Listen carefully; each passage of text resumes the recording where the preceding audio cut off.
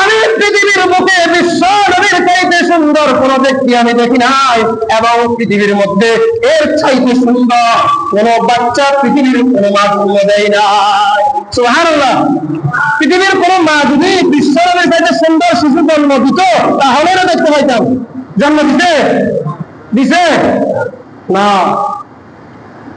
হযরত ইউসুফ আলাইহিস সালাতু ওয়াস সালামের সৌন্দর্য দেখে মিশরের মেয়েরা তাদের হাত তুলে ফেলেছেন। শুনছেন?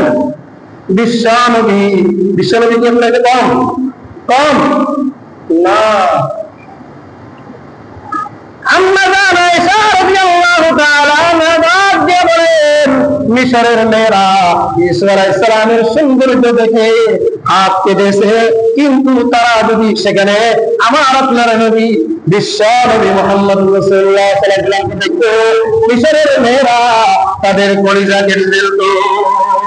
সুবহানাল্লাহ বলেন না।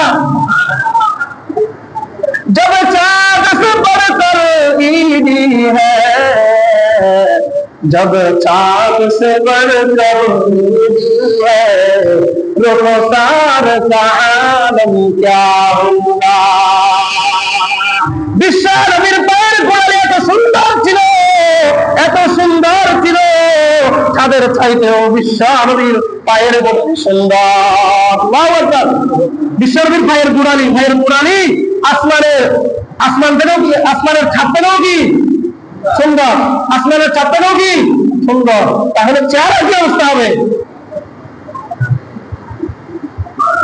আম্মা জান আয়েশা এই জন্য তো বলেছেন, সারা পৃথিবীবাসীর জন্য একটা সূর্য, আমি আয়েশার জন্য একটা সূর্য, আর পৃথিবীবাসীর সূর্যের চাইতে আমি আয়েশার সূর্য হচ্ছে অধিক ভালো, অনেক উত্তম। কেননা পৃথিবীবাসীর সূর্য উঠে ফজরের পর, আর আমি আয়েশার সূর্য উঠে আসারের নামাজের পর। সুবহানাল্লাহ।